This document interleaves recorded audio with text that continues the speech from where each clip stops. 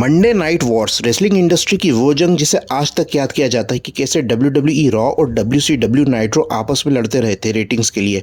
और पूरा mid 90s से अर्ली 2000 तक ये वॉर चली थी। और क्या हुआ था इस वॉर का रिजल्ट, तो जानने के लिए बने रहिएगा हमारी मंडे नाइट वॉर्स की सीरीज में, जो पूरे 10 एपिसोड में आएगी। दोस्तों YouTube पर मंडे नाइट वॉर से रिलेटेड बहुत सारी वीडियोस अवेलेबल है, पर मैंने यहाँ मंडे नाइट वॉर्स पर अपने ओपिनियन और थॉट्स रखे हैं। यहाँ पर हम ये बात नहीं करेंगे कि NWO DX से बेटर था या नहीं और WCW के पास WWE से बेटर रोस्टर था या नहीं। हम यहाँ बात करेंगे उनकी क्वालिटी की और किस टाइम पर दोनों कंपनी के पास ज़्यादा क्रिएटिव डायरेक्शन था या नहीं। तो पहले एपिसोड को हम शुरू करते हैं।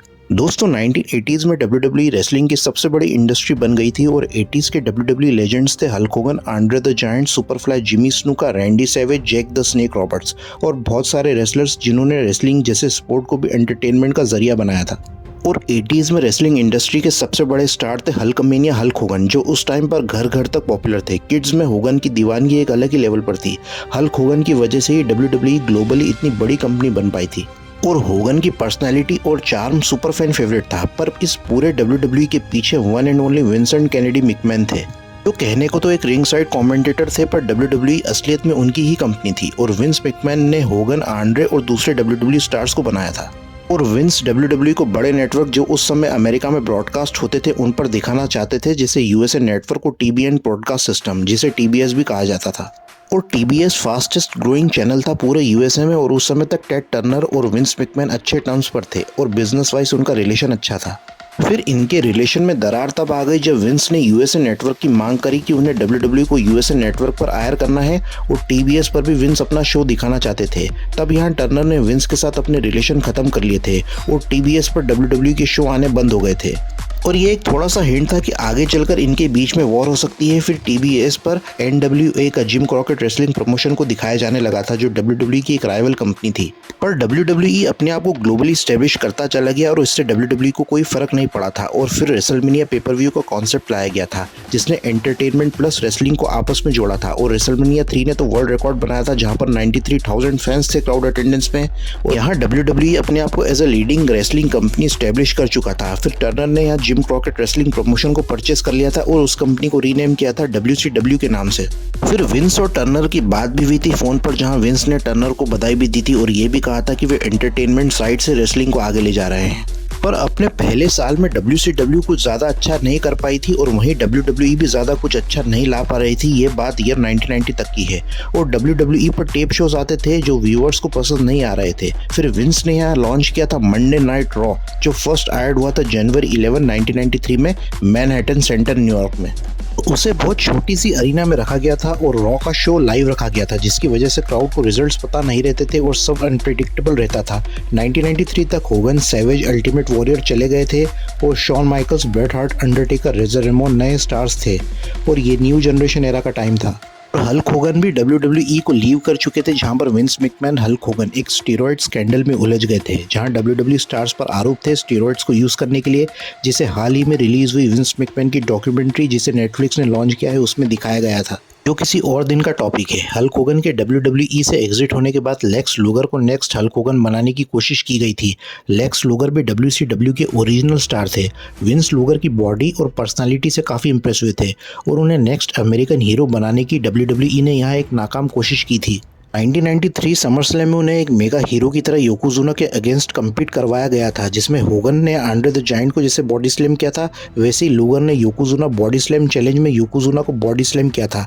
पर इसके बाद फैंस लूगर के पर्सोना से कनेक्ट नहीं हो पाए थे। कंपनी यहाँ Bret Hart, Shawn Michaels, Undertaker जैसे स्टार्स को आगे बढ़ाने लगी थी। WCW ने 1991 में एरिक बिशॉफ को चीफ एग्जीक्यूटिव प्रोड्यूसर बनाया था। फिर एरिक बिशॉफ ने WCW के प्रोडक्शन वैल्यू को इम्प्रूव किया, जहाँ पर बिशॉफ ने WWE के ही Mean Gene Okerlund, Bobby the Brain Heenan और टोनी शेरवानी को साइन किया था WCW में एज अ कमेंट्री टीम। और WCW के पुराने अरीना को बिशॉफ ने चेंज किया था और उसे डिज्नी के MGM स्टूडियोज में उन्होंने WCW के शोज दिखाने लगे थे।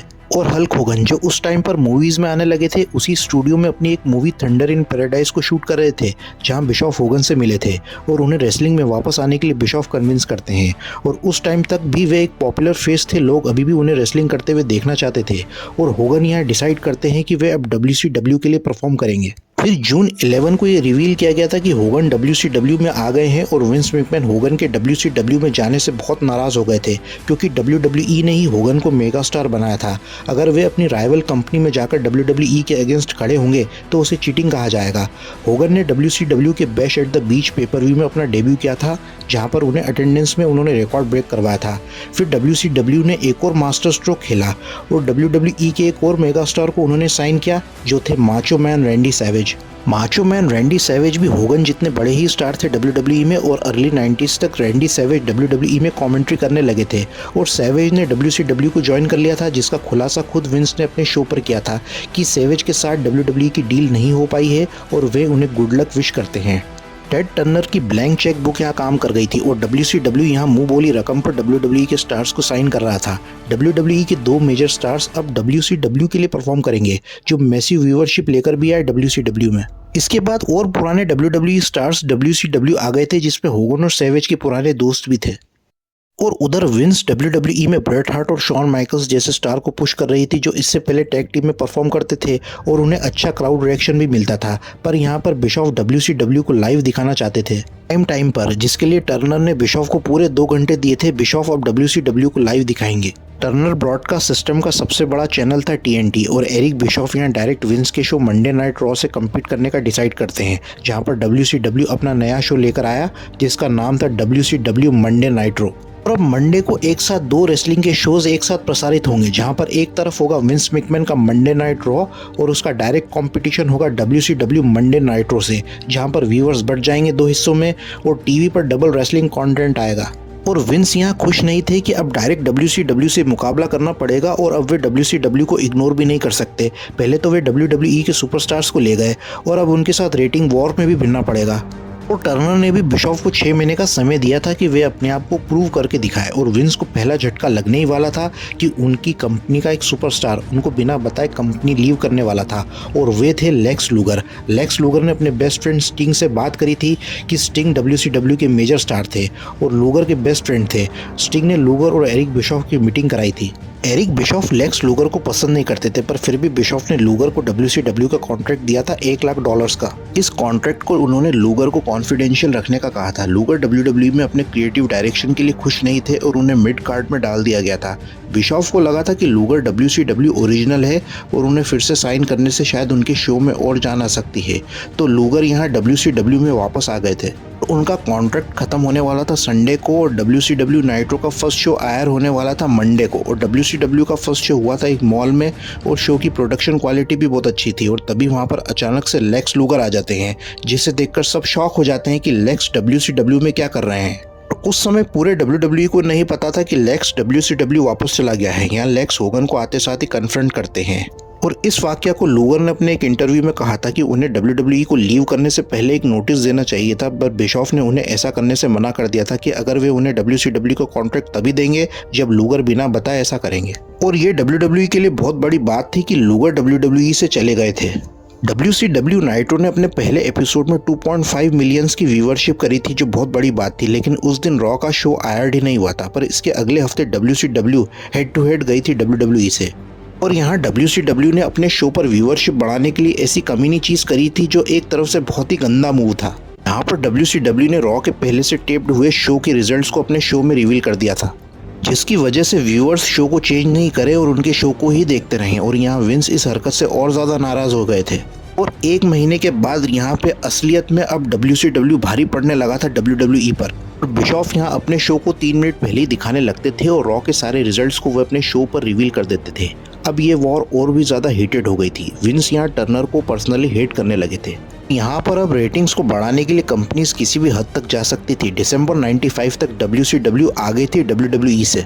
WCW ने यहाँ WWE की वुमेन्स चैंपियन एलेंड्रा ब्लेस को साइन कर लिया था। एलेंड्रा ब्लेस ने WCW नाइट्रो के लाइव पर अपनी वुमेन्स चैंपियनशिप को कचरे में डाल दिया था। WWE ने यहाँ तक भी अपनी चुप्पी साधी रखी थी और फिर इसके बाद WWE ने WCW की पैरोडी करना शुरू कर दिया था, जहां पर Ted Turner, Hulk Hogan, Randy savage, mean gene का मजाक बनाया गया था, जहां पर वे कंटेंट को अपने फायदे के लिए कॉपी कैसे करते हैं ये बताया जाता है, जो बहुत ही फनी था। पर WWE यहाँ ये बताने की भी कोशिश कर रहा था कि उन्हें कंपटीशन से फर्क पड़ता है। जिसमें होगन और सेवेज के बुढ़ापे का मजाक बनाया जाता है और इन पैरोडी स्किट्स में ये भी बताया जाता है कि कैसे टर्नर अपनी दूसरी कंपनी से होगन और सेवेज जैसे रेसलर्स को पे करने के लिए अपने फंड्स को एडजस्ट करता है और टेड टर्नर पर काफ़ी पर्सनल अटैक्स भी किए जाते हैं और बाद में विंस को ये पैरोडी स्किट्स को रोकने के लिए कहा जाता है यूएसए नेटवर्क के द्वारा।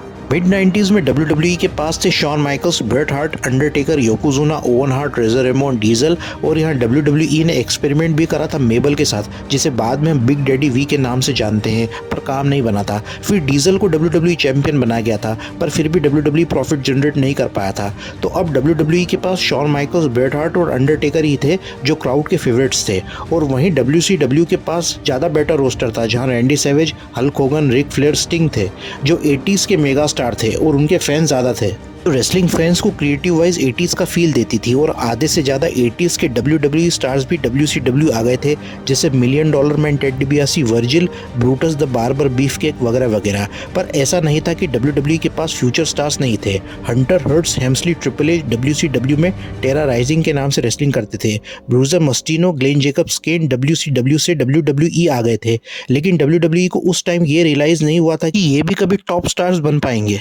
और अब मंडे नाइट वॉर्स शुरू हो गया है। अब वीकली बेसिस पर नाइट्रो और रॉ आपस में भिड़ेंगे और आने वाले महीनों में WWE में कौन से नए स्टार्स आएंगे और WCW क्या ऐसा खेल खेलेगा कि विंस की रातों की नींद उड़ जाएगी और या मैं कहूँ कि बस हराम होने वाली है, और कौन से बड़े स्टार्स WWE को छोड़कर जाएंगे और अपनी राइवल कंपनी WCW में जाकर क्या धूम मचाएंगे, जिसे हम डिस्कस करेंगे मंडे नाइट वॉर्स के नेक्स्ट एपिसोड में। तब तक स्टे अपडेटेड रहिएगा रेसलिंग स्टोरी